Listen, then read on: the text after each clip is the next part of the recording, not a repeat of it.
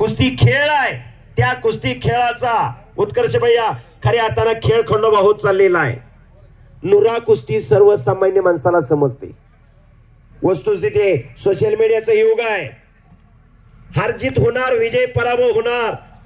खरंच सांगायचं म्हणलं तर कुस्तीकडला चाहता वर्ग कमी झालेला आहे, बैलगाडाकडे शर्यतीकडे वळालेला आहे. पुस्तक लिहिणारा वर्ग वेगळा असतो, पुस्तक वाचणारा वर्ग वेगळा असतो.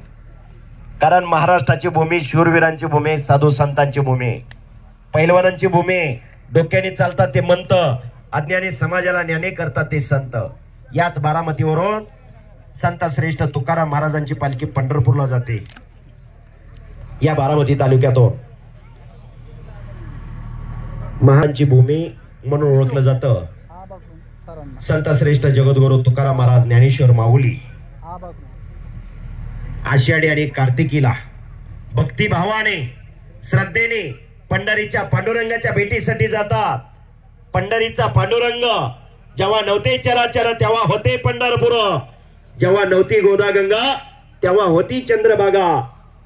युगे 28 विटेवर उभा, 28 युग झालं विटेवर उभा आहे तो पंढरीचा पांडुरंग.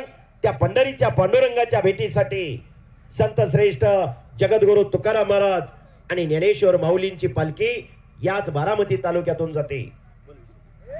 हो हो हो, पंचाचा निर्णय.